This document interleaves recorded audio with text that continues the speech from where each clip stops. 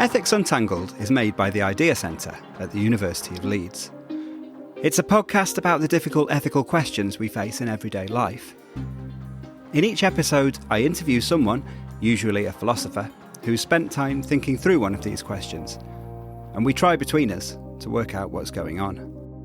Recent developments in AI, including image generation and large language models, have created huge excitement and opened up some really interesting possibilities, but they've also attracted significant criticisms, not least of which is the accusation that they involve large-scale theft. This is because they're trained on huge datasets that include the original work of many people, who go uncredited and are unlikely to have given consent to their work being used in this way. Focusing on AI art and the work of artists on which it is built, Trystan Goetze, senior lecturer in the ethics of engineering at Cornell University, argues that these criticisms are well-founded.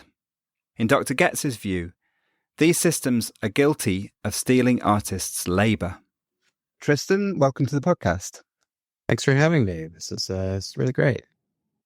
So we're here to talk about AI-generated art, and specifically the suggestion that AI-generated art might be theft in some respect.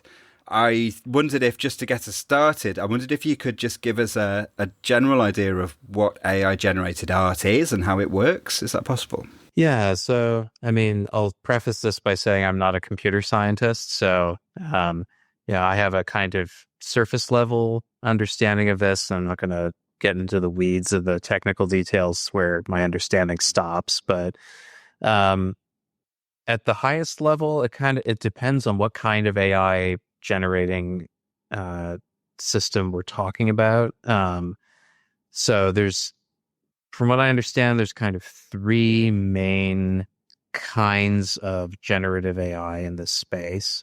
There's some really old models, which we might call AI today, but they're old-fashioned and hand-coded in a lot of instances. This was used by people like Vera Molnar, who made computer-generated art decades ago. And then a few years ago, there was a lot of excitement around something called generative adversarial networks, which is it's still used. It's an approach that basically means you've got one model that tries to generate images that resemble what's in the training data, the images that it's been fed before, as closely as possible. And then you've got another model called a discriminator that tries to tell whether these are computer generated or real. And then the generator model uses the feedback from the discriminator to get better and better over time. This is what's behind those websites like This Person Does Not Exist, where it'll show you a photorealistic image of a person who's not real. They're made using this kind of model. But this is not what's behind things like DALL-E or Midjourney, these applications that have exploded in popularity in the last couple of years. Right. They're based on something called a diffusion model. And the basic idea is you give some algorithms a huge amount of images that have accompanying text descriptions. And these usually come from databases that have gone over everything they can find on the World Wide Web, looking for images with text descriptions or adding descriptions where they don't exist. And then what the model does is it takes those image annotation pairs, combines them into a mathematical representation of the two pieces of information together, and then those are kind of mapped out in a multidimensional model of possible images. So stuff in the training set occupies points in this model. It could have thousands of dimensions. And then when you give the model a text prompt, it looks for somewhere in this multidimensional space where an image with that description would be and extracts a mathematical representation of the image annotation pair. And a second model then uses that representation to guide the transformation of a field of random noise into the requested image using techniques that are usually used for repairing damaged images. So that's the basic idea. You feed in a huge amount of images with descriptions. You get a model of possible images. and then your text prompt is used to figure out where in the model an image with that description would be, and then some more jiggery pokery happens to turn it into a picture.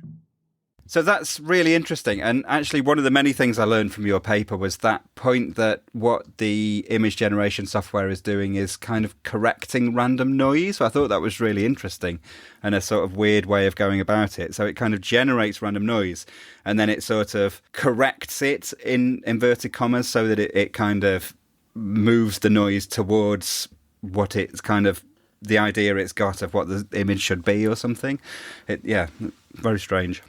Yeah, it is. It's very odd, but very clever what it is that they're doing at that end point when they, like, another way of describing it is as if you're taking an image that's been compressed so badly that you can't tell what it is anymore and then fixing it. It's really clever what they're doing at a technical level.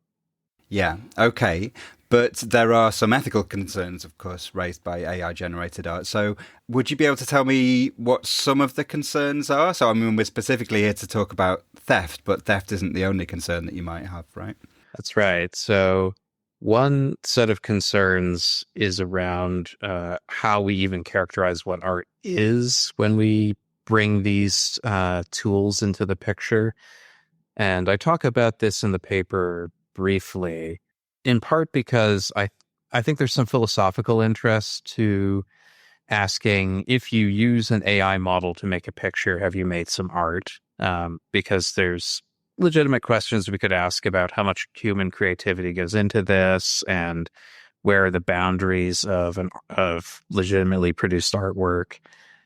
But I set those discussions aside because the kinds of arguments that I feel are most tempting to make in that space are too similar to arguments that were made in the 19th century about photography and a kind of general form of argument that we see anytime some new technique appears, like impressionism or taking selfies and this sort of thing, where the establishment in the artistic community or the critical community reacts immediately to this new thing that's in a new style that maybe uses a new mechanical tool of some kind.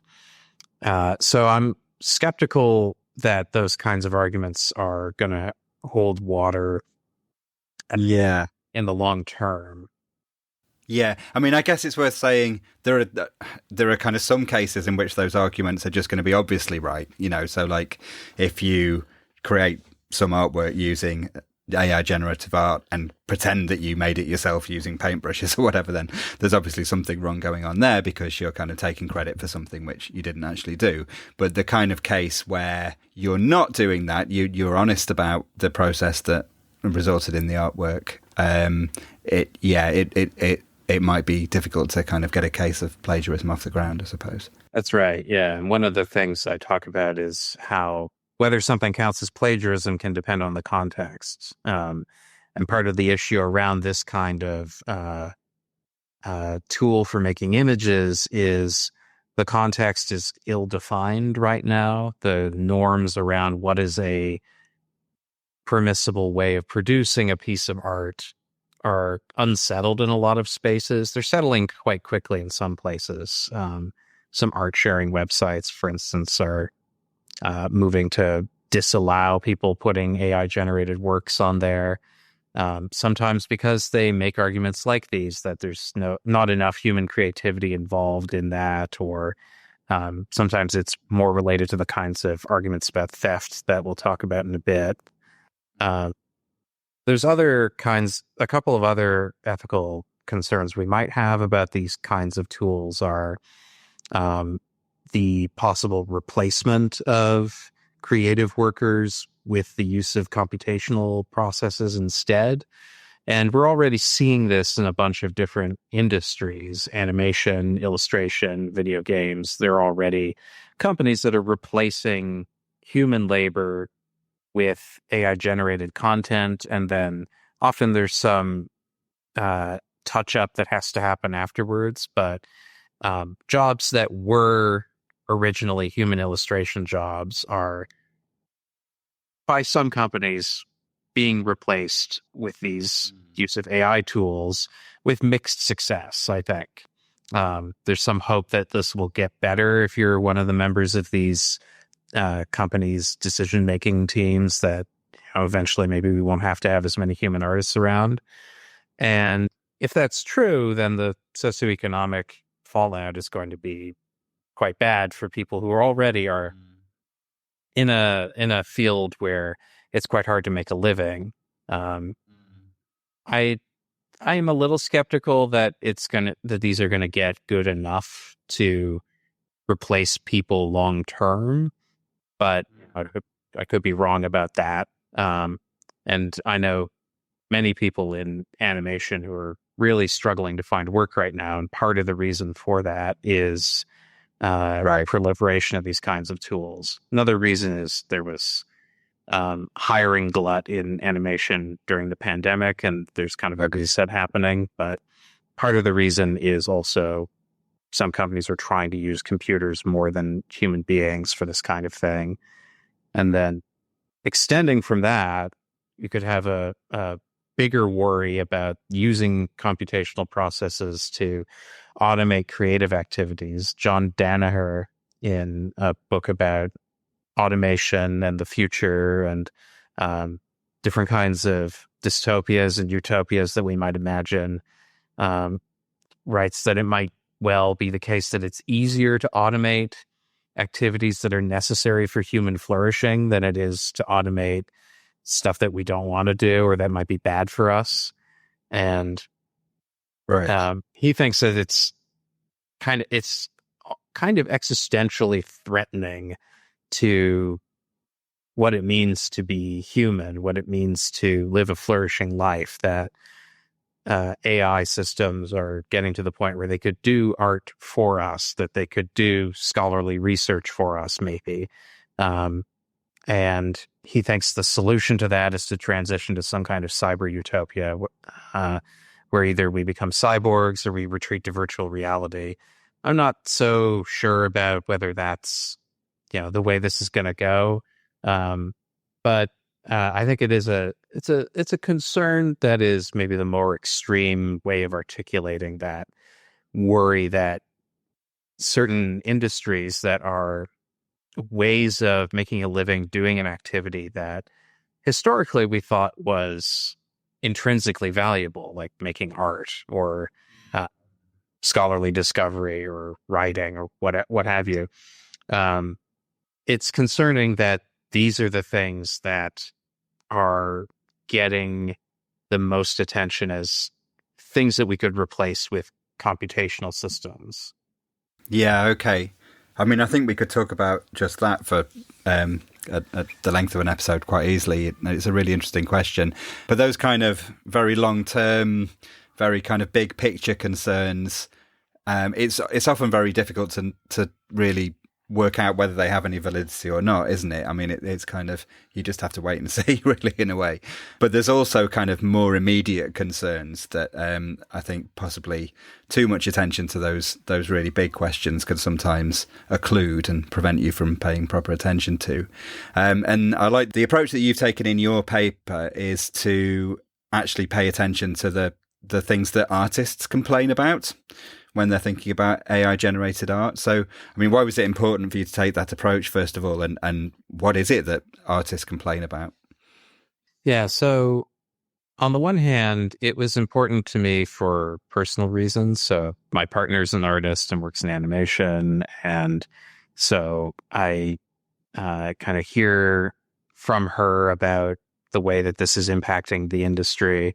And I have many friends who are artists who are impacted by this directly. So that was part of the motivation for me personally. But there's also a principled metaphilosophical reason for doing it this way. In the paper, I briefly mentioned the general approach I'm taking has 3 sets of inspirations. One is from this old, really prescient paper by James Moore called What is Computer Ethics? And in it, he describes the philosophical work of doing computer ethics as kind of like what we would call conceptual engineering today, where the idea is when you introduce new technologies, it makes new kinds of action possible.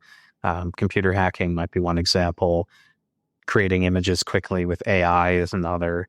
And this can do two things, according to Moore. One is that it opens up what he calls policy vacuums, which just means that there's gaps in the norms that exist in our everyday life. We don't have norms to apply to these new kinds of activities. They could be ethical norms about whether it's permissible or not, but it could also be aesthetic norms about whether this is art or not, like we talked about.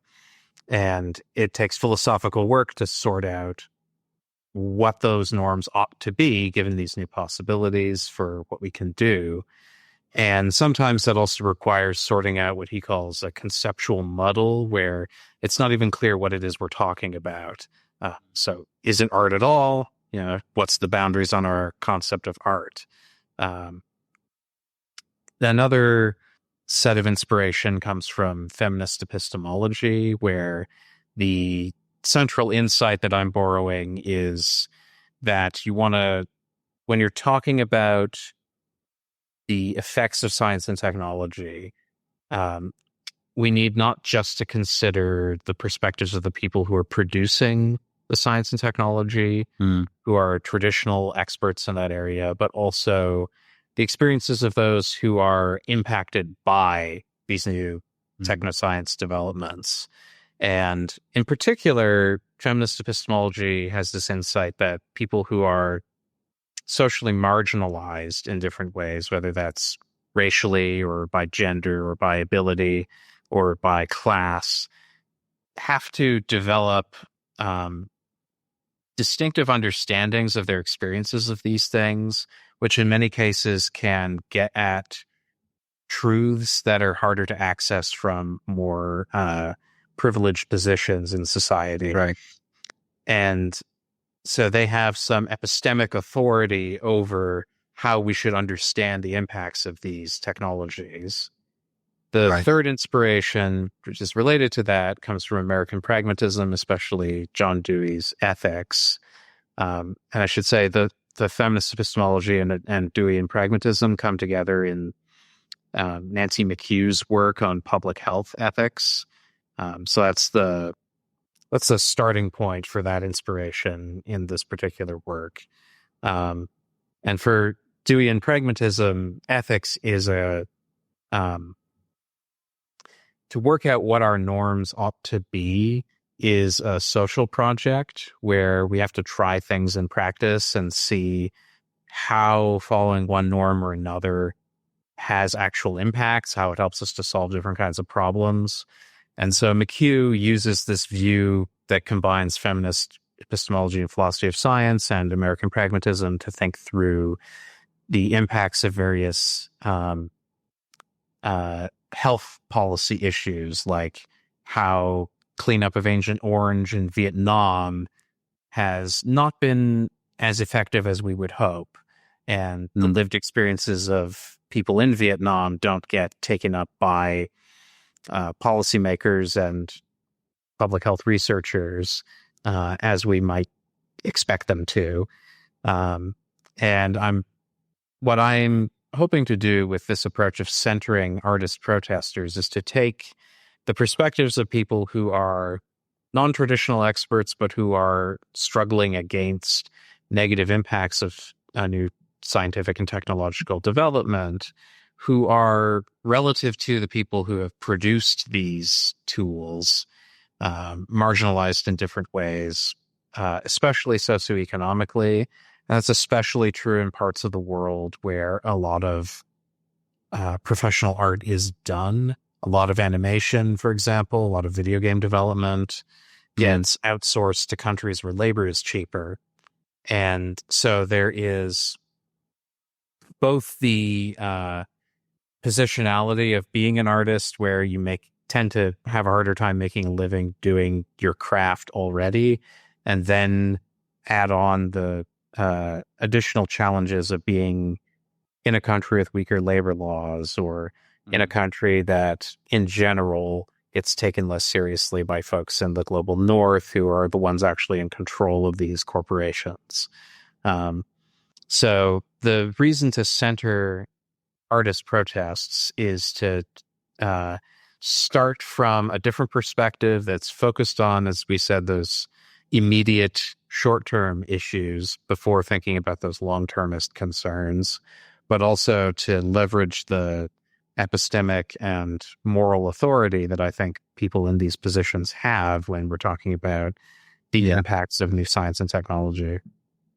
So just to clarify, epistemic, listeners to our previous episodes will probably have heard me explain what epistemic means a few times, but basically it's just the study of knowledge, right? So when you say that certain people might have epistemic authority with regard to a particular question, you just essentially mean that they're in a position to know better than other people, or to have a distinctive kind of knowledge about that question that other people might not have access to. That's right. Yeah. I was just going to add to that the feminist epistemological tradition, as I said, makes a point of saying the different social positions people might occupy, different social groups to which they belong, because that affects their experience of the social world and their experience of other aspects of life, that can give them greater authority when it comes to how they understand different aspects of that. So that's where this epistemic authority idea comes from.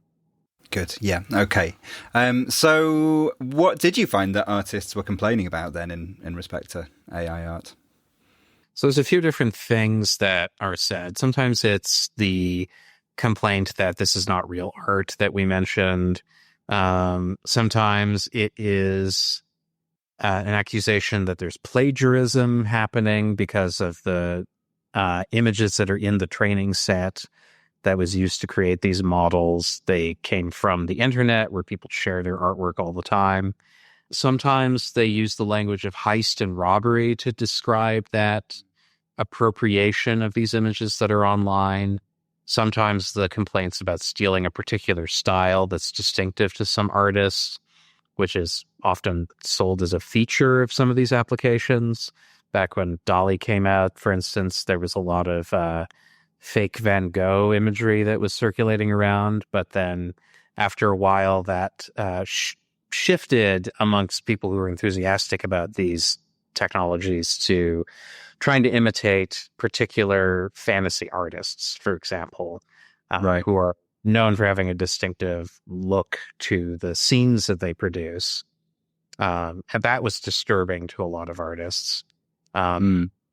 As we'll talk about, though, I think the central sense of the complaint is that there's a theft of some kind happening, and that what's involved is stealing creative labor in a way, and not in a Marxist sense of paying for labor, but not the full value of the labor, which allows the capitalists to accumulate wealth. There's something else going on. There's a kind of stealing of labor that's different. Okay. So, all right. So why might someone think that AI-generated art is stealing labor specifically? The argument goes that because these AI generators are built on massive training sets of images that were on the internet, those images were taken without anybody's knowledge or approval initially. And those images had to be produced through people's labor, whether they were taking pictures or they were painting or they were drawing something on a tablet, whatever it is. And the argument here is labor went into producing these things, and because you put labor into it, that thing should belong to you. This is an argument that I saw being made online in the discourse, and it reminded me immediately of some things that John Locke says about where property rights come from to begin with. So Locke says, in a state of nature, in a political situation where there's no states, there's no laws yet, we are allowed to take whatever we find in the common land, which anybody can use. But then after we transform and improve things that we find in the commons through our labor, because our labor is something we do with our bodies, which we own, or our minds, which we also own because they're parts of ourselves. Okay. Some part of ourselves gets mixed in with the product, and that's something then over which our right of property, of ownership, transfers to. So this this kind of argument I was seeing being made on social media about creative labor, and it's one that has been used in historical arguments about intellectual property to say, why do artists or writers or whoever own what they produce? Well, it's because they had to labor to produce that. And so some of their right to own themselves transfers into the things that they make with their labor. That kind of argument is sort of less popular in jurisprudence right now, but that gets complicated. Okay. But the basic idea is labor went into producing these works. These works were then appropriated without approval or consent or knowledge of the people who made them. And so some benefit from the work of other people is being taken by those who don't have a property right to these works of labor. So that I think is that's the way I substantiate this this claim of labor theft.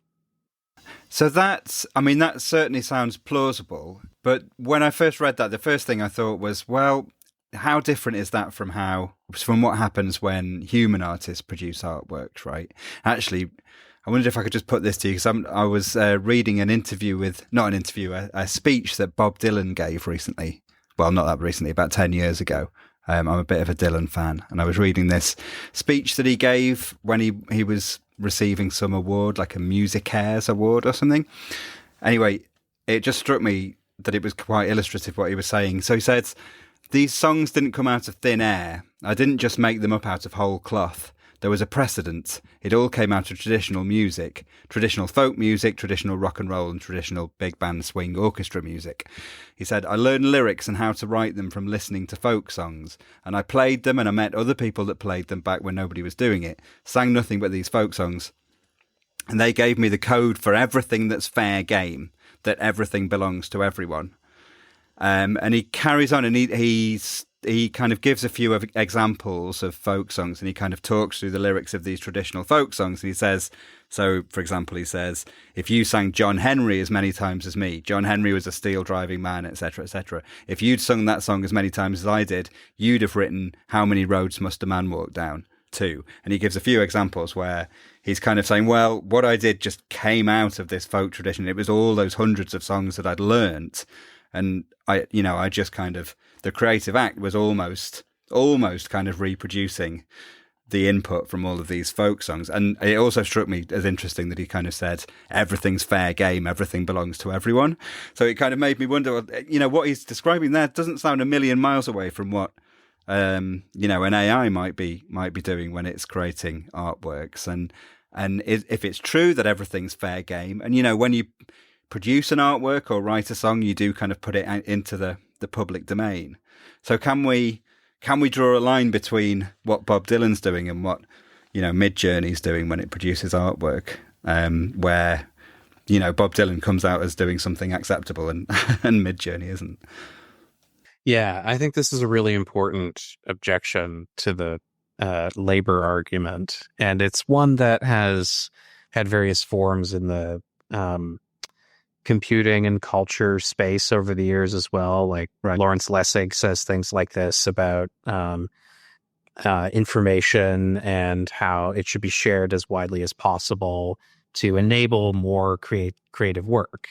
And it is kind of interesting to note how some areas of culture where previously people were talking very much like Bob Dylan and saying, everything should be as open as possible, copyright gets in the way, are now shifting to the other side and saying we need stronger protections because of AI art. And so it can be hard to see what exactly the difference is. And I do think it can be a little subtle. So there are some researchers who have an answer that depends on saying how AI models produce new works is fundamentally different from human creativity. Abiba Birhan has a paper like this. But I'm not so sure about how those arguments turn out. And I don't want it to depend on that, because it might well be that something about the way these models work actually is best described as creative. Right. So the kinds of arguments that I end up making depend on ethical differences in how works of others are being drawn upon. So one set of concerns is around consent to the use of existing works for new creation. Right. Now, you might say, well, those other folk artists never gave Bob Dylan explicit consent to use their works in his writing. But there were established expectations and norms in the artistic community around how people might borrow from one another and take inspiration from one another. There's this presumption that when you share your work, others are going to see it and take inspiration from it. They might be influenced by it. And it gets a little subtle in how you make a distinction between plagiarism and inspiration, but that's not a new concern. The idea, though, that there was this presumption that you could borrow from one another is quite familiar in the creative space. Yeah. There's a best-selling book called Steal Like an Artist. So it's acknowledged that there's this borrowing happening all the time, but there are established norms around how it's appropriate to borrow from one another. And when AI models appear on the scene, they disrupt these norms, because there wasn't an expectation that by sharing your work online, it would get hoovered up into these models, which would then be used to rapidly produce all kinds of imagery in ways that are not really well described. Like, it's not really inspiration that it's taking from it. There's something else going on. But this possibility didn't exist before. So, like Orr would put it, there's a policy vacuum here. There's a norm gap. And it's similar to how when social media first appeared, we all went along with the encouragement to share personal details, thinking that this was in order to enable authentic connection with one another. And then found out some years later, all of that was being fed into a persuasive advertising campaign to try to influence our purchasing habits, to influence our politics in different kinds of ways. And we all felt upset by that, or many of us did, because the presumption was that we were sharing this information for a social purpose, and it was then appropriated and used for an economic or political purpose that we might not agree with. So that's one ethical difference between artists borrowing from one another and AI developers borrowing from artists. Yeah. I suppose part of that might also be this connected to this question of whether AI art is going to replace human artists, right? So if you think about like a community of artists, there is a strong assumption that what you're doing is, you're kind of contributing to a tradition of humans producing art, and that's going to kind of be ongoing. So while you may have kind of given consent for people to be inspired by your artwork, or just listen to your artwork and be influenced by it, or, in the visual sphere, look at it and be influenced by it, you've not consented to something coming along and using all that to actually replace human artists, right? It's not plausible to say that you've given your consent to that. And that does seem like a step change from what would be going on in the kind of folk music example. Although you might not want it, you might not want your argument to rest on it being the case that human artists are going to be replaced, because as you say, we might, have reasons to be skeptical about that. Yeah, I think there's a way that we could take that argument and say, well, whether or not there's some element of training your replacement going on there, which, that's already a kind of deception that's inappropriate in a business context. So it doesn't seem like it would be appropriate in this context either. But right. So that the argument's not held hostage to the idea that AI will replace artists.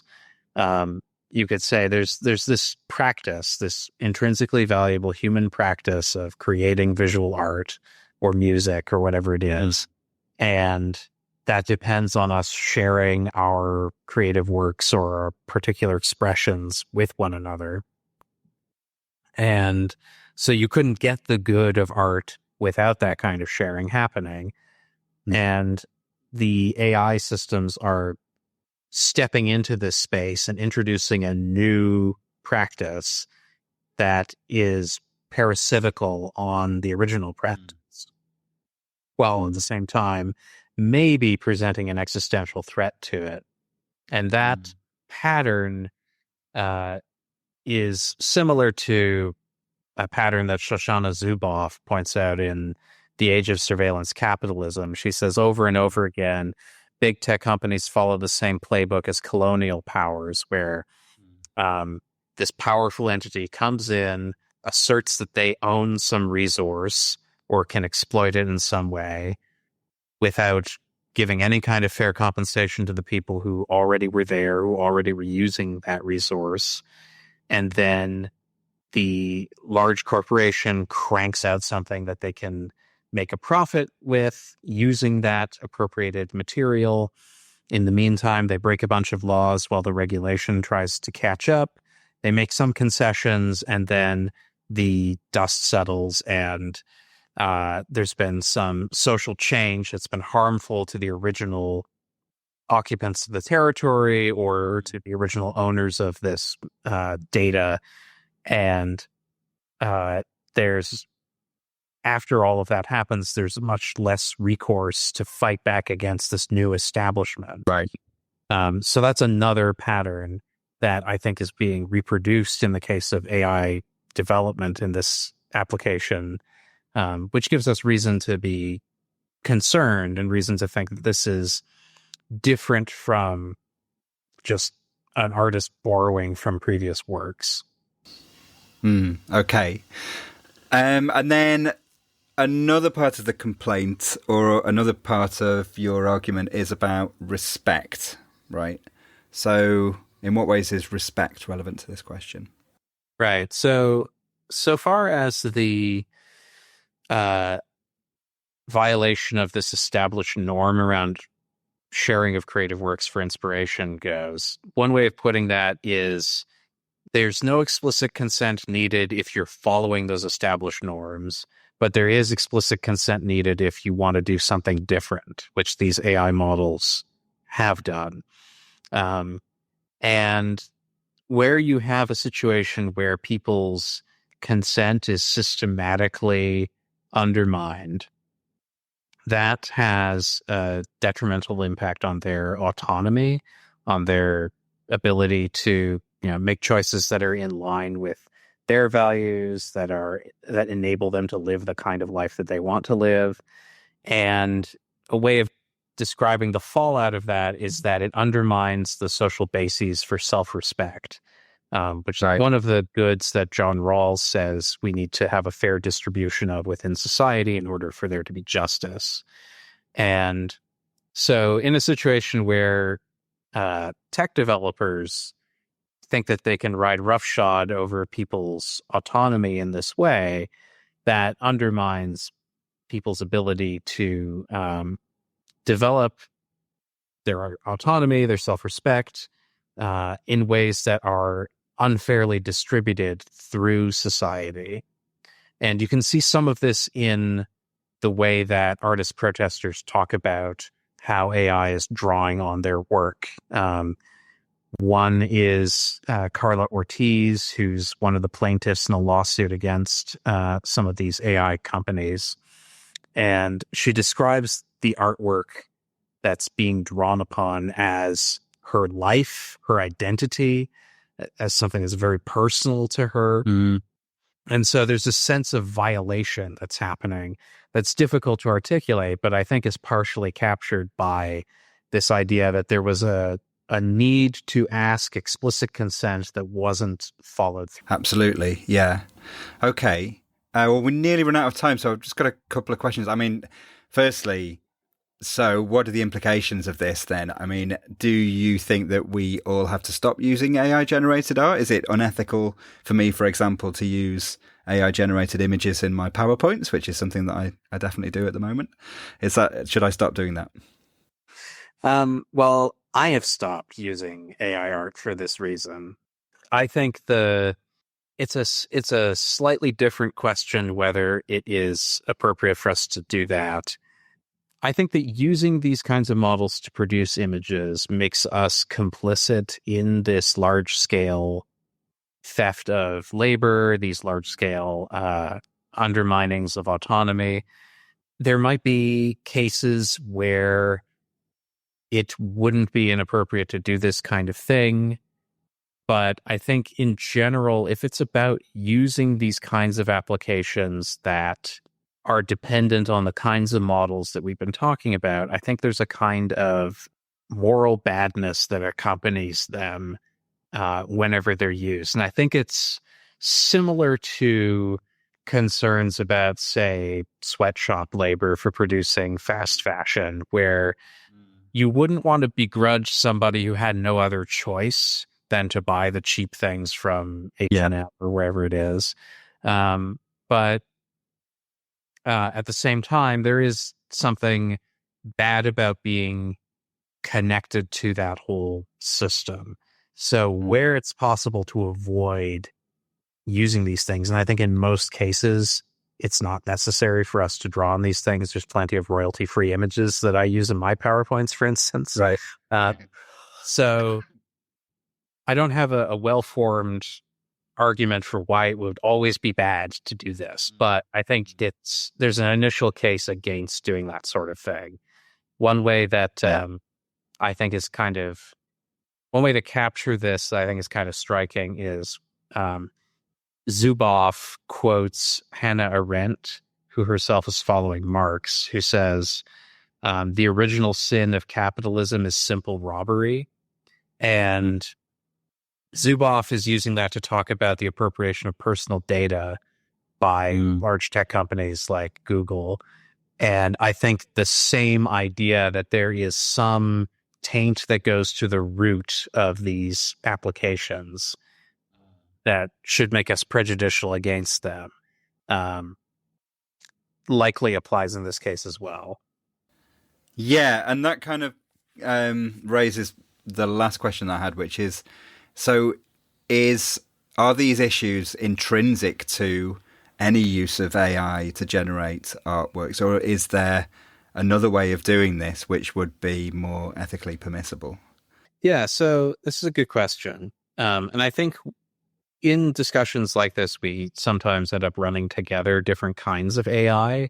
So I think it's worth mentioning, as I did at the beginning, that there's what we mean by AI art could be several different things. And I think when we're talking about these diffusion models, which require hundreds of millions to billions of image annotation pairs, it's going to be practically impossible to create a system where consent could meaningfully be given for every item within that training set. So I think that whole approach to generative AI is likely a non-starter if the arguments that I'm making in the paper are cogent. But there are other kinds of AI models that don't need these huge data sets. They still need a large amount of data, but it's an amount of data where you could more plausibly rely on things that are in the public domain, so they're already available to people to use for any purpose whatsoever, because the creators are dead or because they willingly released it into that space for any use. So some kinds of generative adversarial network type models can use a smaller set of training data that you could curate in a more responsible way. Some of those older approaches where there's hand coding going on, or there is at least a lot more direct human oversight over how the algorithms are produced in the first place. Those kinds of systems, I think, give us more opportunity to be more careful about what goes into these things and to seek consent or offer compensation where appropriate. And there might be new approaches that wouldn't need these kinds of massive appropriations that aren't being tried or that aren't being exploited to the degree that they could be because of the excitement around diffusion models. So I think looking at those kinds of approaches offers us a way of moving forward with generative AI that doesn't come with these kinds of theft concerns. It doesn't, though, eliminate worries about the socioeconomic impacts of replacing human labor with these kinds of tools. And if some of these approaches do turn out to be as good or better than human labor, then we'll come right back around to those kinds of longer-term concerns about whether this will replace human labor in these industries, and it might also produce injustices of a different kind where now economic resources are being distributed unfairly, where large tech corporations already control a large slice of the pie, are taking that away from people who have much less to begin with. Okay, well, that's all we've got time for. So, Trystan Goetze, thank you for being on the podcast. Thank you very much. This is fun. If you enjoyed this episode of Ethics Untangled, please like and subscribe and recommend us to your friends. The podcast is edited by Mark Smith at Leeds Media Services, and our music is by Kate Wood. Ethics Untangled is brought to you by the Idea Centre, a specialist unit for teaching, research, training and consultancy in applied ethics at the University of Leeds. We offer master's programmes in healthcare ethics and applied and professional ethics, and PhDs available full or part-time and face-to-face or by online learning. We also offer consultancy and training services for business and the professions, including help with the difficult ethical issues faced by your organisation, commissioned research projects, and online or face-to-face CPD. If you'd like to find out more about these or any of our other activities, please visit our website at ahc.leeds.ac.uk/ethics.